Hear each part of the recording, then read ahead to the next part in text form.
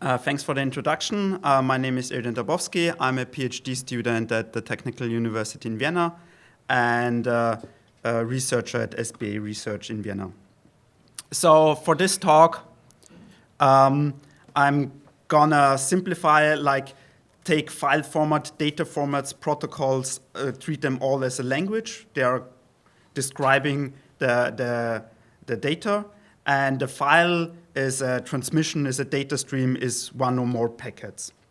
Conceptually, from the LangSec point of view, they're quite the same. And when we look at the typical input path, we have some machine that takes the data, interprets it, decodes, parses it, does some computation, and outputs something that we like to see. Maybe it's a spreadsheet, maybe it's a picture, basically depending on the data that it was fed with. In the worst case, from the LangSec perspective, this machine is Turing complete.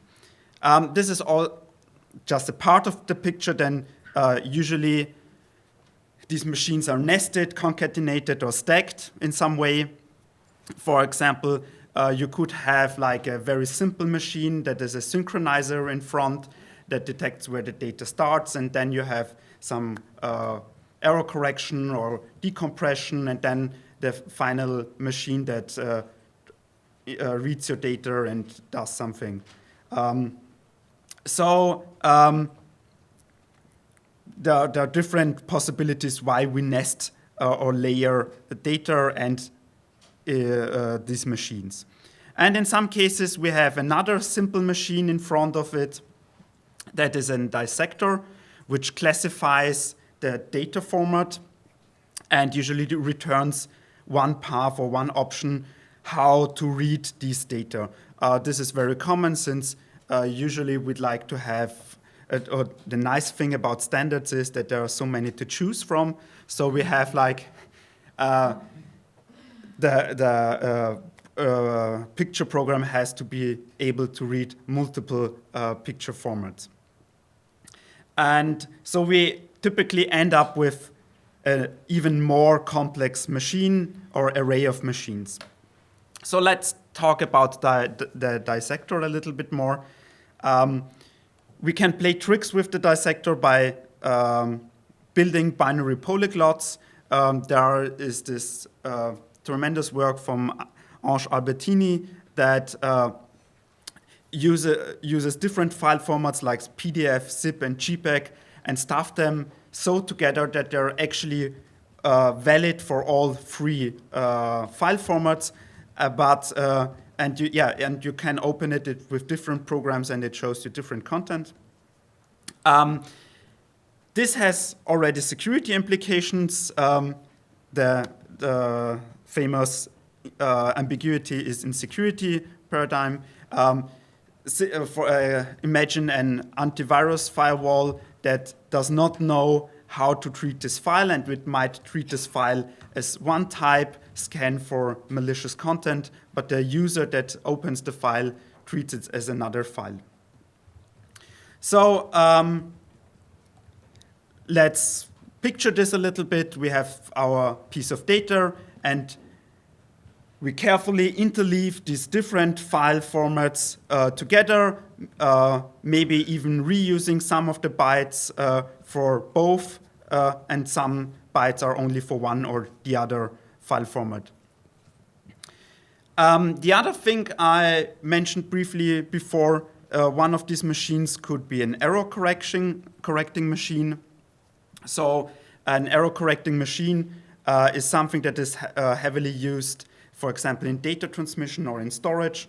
For example, digital radio broadcasts of different kinds, radio and video, in telephone networks with GSM, UMTS, Tetra, whatever you name, or with storage on hard disks, in RAIDs, in cloud computing, and also with barcodes as kind of in between transmission and storage. So forward error correction is basically a technique that cope with errors on an unreliable channel without having a return channel.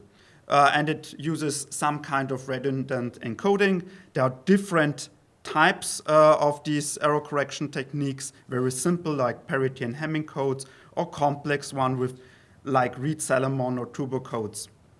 For this talk, we can treat them like a black box. They just correct our data within a certain margin, error margin that usually can be configured. So it transforms then data into code words and vice versa. As long as this error margin is not overstressed, we can, or the transmission channel or the errors can override parts of the data, usually almost everything except maybe for the ECC header itself and a synchronization signal in front.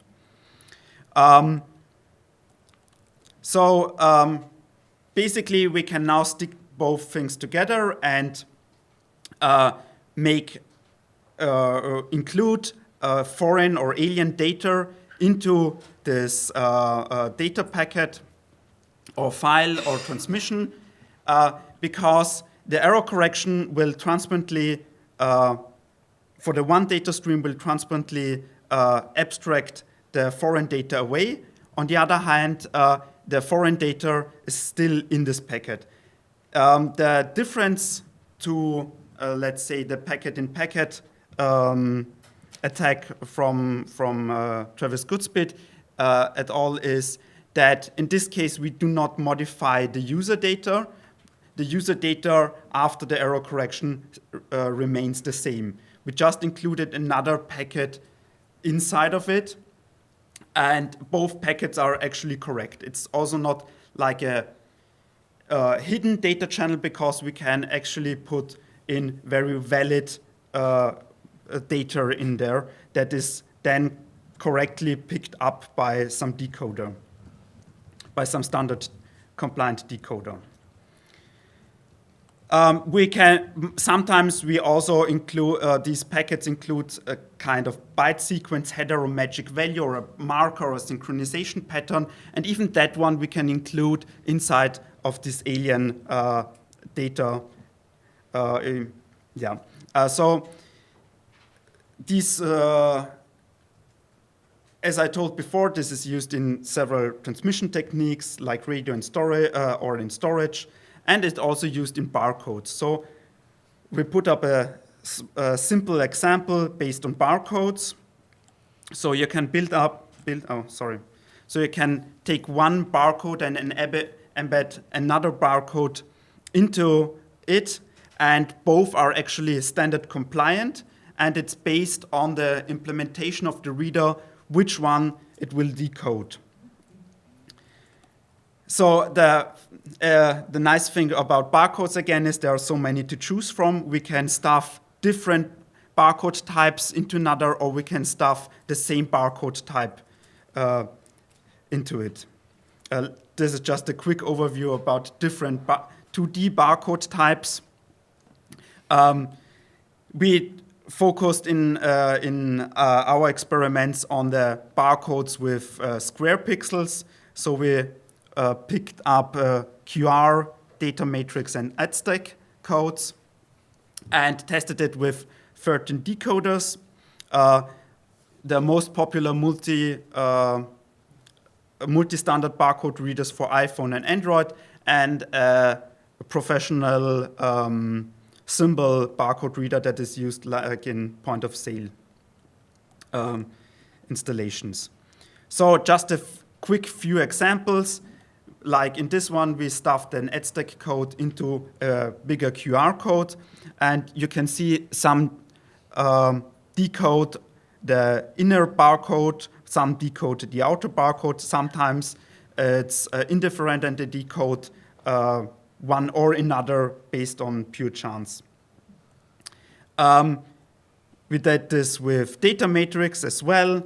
You can see that, for example, NeoReader only prefers the inner barcode, in this case the data matrix barcode.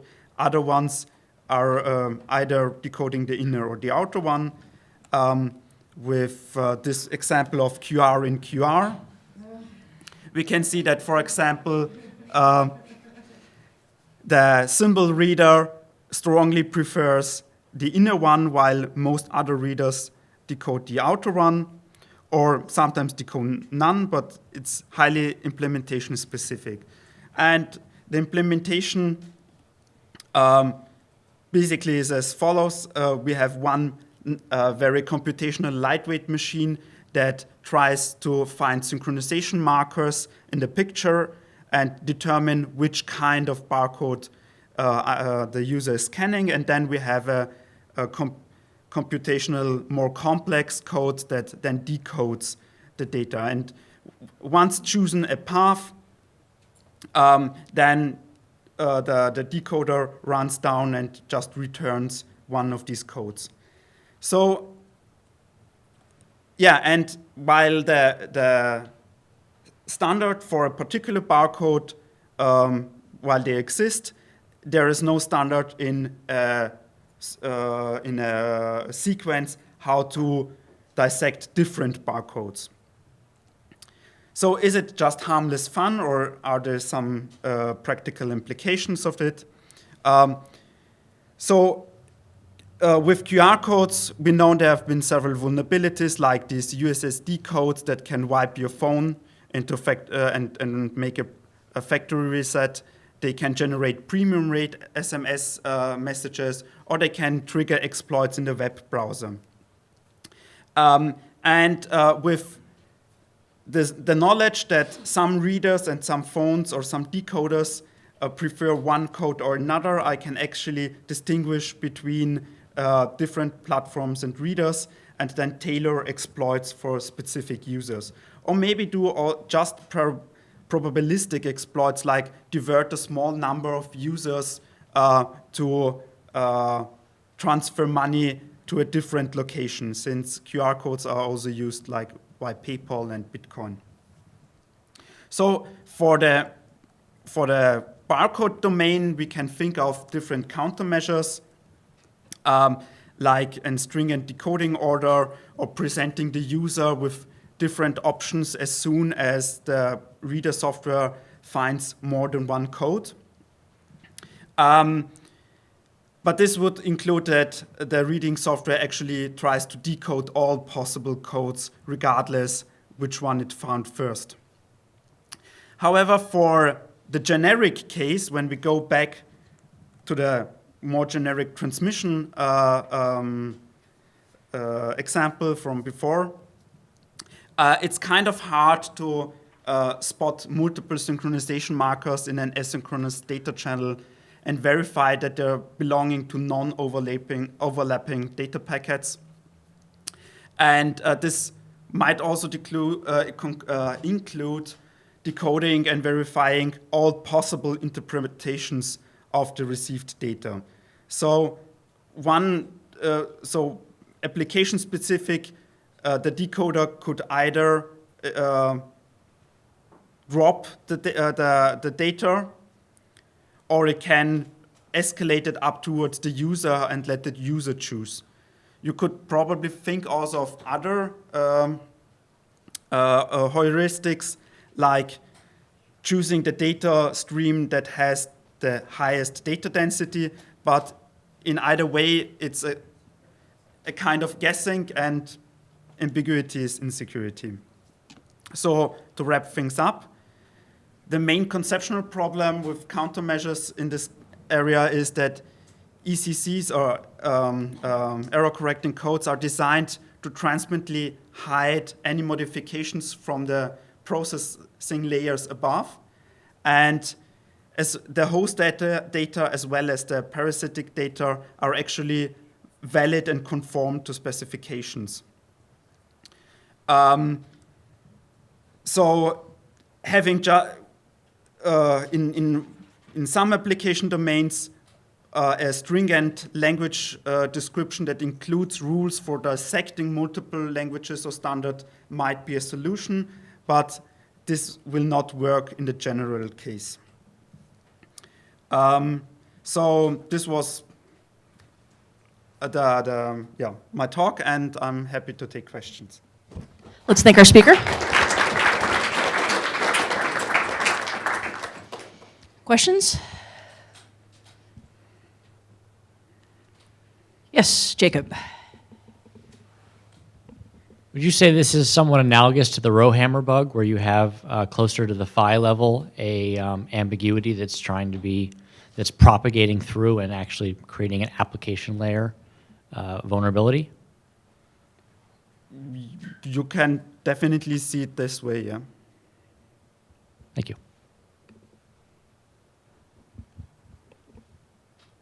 Anybody else?